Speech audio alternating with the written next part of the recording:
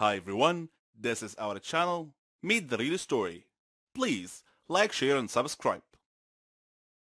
Hello everyone, I'm Lauren. Did you ever wonder what it would be like to have your life completely destroyed by someone close to you? Ever thought about what you would do then? I didn't have time to think, because that's exactly what happened to me. It all started 2 years ago. I lived a quiet life with my mom and dad and my sister. I loved my family.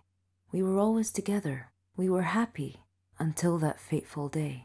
My dad got fired from his work, a big company. He had worked there for 20 years. The only money we had then was what he had managed to save over the years. Finding a new job wasn't easy. It was a hard time for all of us, especially my dad. He was becoming desperate. At times, he just sat there, quietly, deep in thought, and I rarely saw him smile since. One late night, we were still up waiting for him when he walked through the door. But something was different. He wasn't walking straight. It was the first time in my life seeing him drunk. I decided to take matters in my own hand. I started job hunting. I was lucky enough to find something suitable at a startup company. The pay was good enough, and the more I worked, the more I earned. I was trying my best to get our life back. I was giving it all I've got. My dad started asking me for money. I was more than happy to give him what he needed. I didn't even ask what it was for. Then he started asking for more. He came late almost every night, and he was never awake in the morning. It seemed like we hadn't talked together for ages.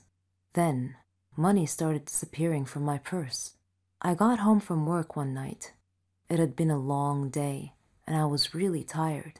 I put my bag in my room, and I went to the kitchen to find something to eat. I made myself a sandwich, then took it back to my room. But when I got to the door, I saw a shadow moving inside. I thought everyone was asleep, so I opened the door slightly and looked inside. I couldn't believe what I saw. My dad was standing over my bag, and my wallet was in his hand. He found no money in it, so he threw it on the bed and started going through my purse. At that moment, my mom came down the stairs. She had my dad's shirt in her hands and a small pack of white powder. I looked at her face. Her eyes were filled with tears. I tried to speak, but found nothing to say. My dad came out of my room. He saw us standing there. Suddenly, everything changed. He tore the shirt and the pack from my mom's hands. He was hysterical. He started breaking things around him. My mom and I were too scared to move. But then my sister came running down the stairs. He pulled her towards him and held a knife to her throat. He threatened to kill her if we didn't give him money. Without a moment's thought, I did what he asked. Things only got worse. Nothing was ever enough. He asked for more and more money, and if I refused, he'd get violent, beating up anyone in his path. I couldn't stand by and watch, so I would just give him what he wanted, until I decided enough was enough. He barged down the stairs one evening and asked for all the money I've got. I told him we had expenses to pay, the rent, school fees, but none of it mattered to him. He asked me again for the money and threatened me if I didn't do what he asked. I refused. He hit me so hard that I crashed my head against the wall and fell to the floor, bleeding. Everything went dark. My mom took me to different hospitals, and I had to do a lot of checkups and tests, but all the doctors said the same thing, that this was it. I was sentenced to live my life in darkness, never to see the light again. Bumping my head against the wall was one of the reasons, but apparently, my psychological state played a huge role in my recovery. The doctors suggested that I'd be taken to a psychiatrist. My dad felt sorry for what he had done to me. He quit the drugs and alcohol, tried to be proper, but it was because of him that I was in this state. I didn't know if I could ever find it in myself to forgive him. I was torn inside. He was my dad, but I couldn't forget what had happened. I stopped talking shortly after, and he left, disappearing from our lives. No one knew where he was or what he was doing. A year had passed, and he came home. He sounded good, kind of like how he was before. He's trying to make up for what he had done. But to me, nothing he does makes a difference anymore. I'm still in the dark. That's something I'm gonna have to live with my whole life. I can't change that. What do you think I should do? Do you remember me? Probably not. I'm the girl that can see the future from Wendy's story. I cannot use my real name for safety purposes. For now, call me Sarah. I might have sounded evil or even crazy in Wendy's story, but believe me, this is not even close to the truth. Let me tell you about myself. I come from an extremely strict family. I'm not allowed to have friends, I'm not allowed to leave the house except for school, and I'm barely allowed to access the internet. I live with my mom, my dad, and my much younger brother. I wouldn't say we're homeless, but we are poor. I discovered my power when I saved my mom's life one time. I was only a kid, and we were picking up my brother from daycare. Right before my mom crossed the street, I blacked out and had my very first vision. I ran out of the car and screamed for her to stop. The second she froze in her place, there was a car accident. She could have died. She cried and hugged me but never cared to ask how it happened. We're not a close family, so I never told anyone. I kept having those visions ever since.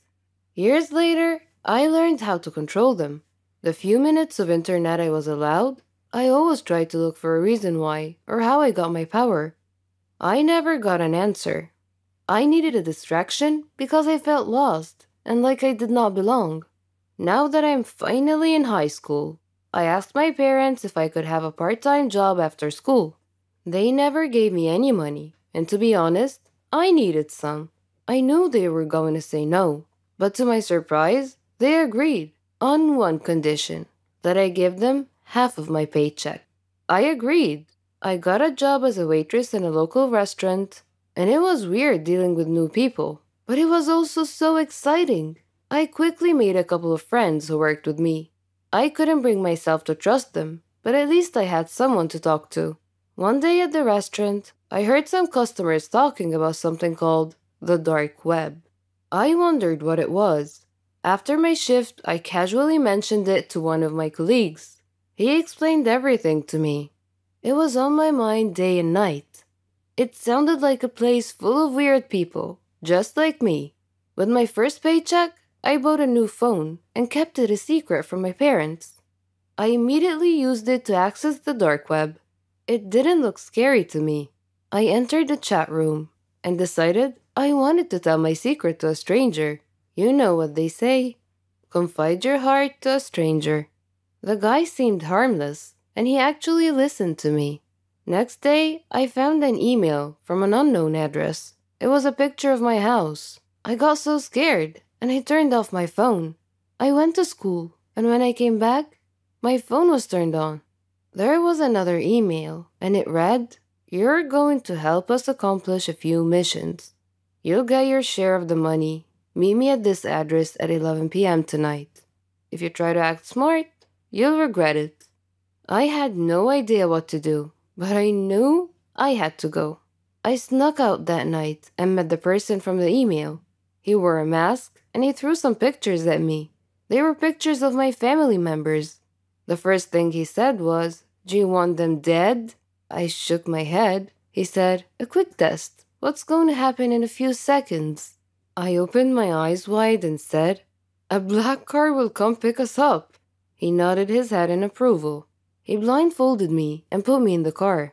After a few minutes, he said, "You're coming with me. The guys here will do the work, and you will guide us." I nodded my head, even though I didn't know what he was talking about. Much later, they drove me back to the same address, gave me some cash, and threw me out the car. I removed the blindfold, and it was already morning. I had to run back home before my parents wake up, and that was the first of many, many missions to come. For a minute there, I enjoyed the thrill and the cash. Sometimes it was too much, and sometimes I had to skip school. And of course, I quit my job. I worked for them for what seemed like a year, until what I feared the most happened. The gang I worked for asked me to help them track a person so they can kill him. It was not a matter of choice. It's either I help them or they kill me and my whole family. I tried to ignore the email. However, an hour later, a server appeared on my phone. It was titled, "We See You," and it was full of pictures from inside my house. 30 seconds later, the page dropped and disappeared. I can't even tell the police. I can't do anything. That is when it occurred to me that the only untraceable person in the whole world is Wendy. Next day at school, I looked all around for her. I finally ran into her in the bathroom. I couldn't utter a word. I only had one hope, that she would hear my thoughts. I focused as hard as I can to think loud and clear. Wendy was fixing her lipstick in the mirror, and after a few minutes, she dropped her lipstick and looked at me. I begged her inside my head to keep her mouth shut. She blinked twice and left.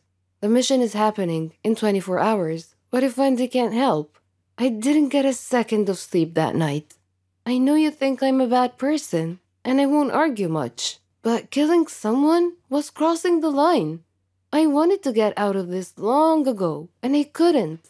Now I have to help them kill an innocent person? Time just flew by. I got an email, and I had to drag myself to meet them. Their big boss looked at me and said, "This time, you'll get cash and a fake degree. So stop acting like a baby and get to work." I nodded.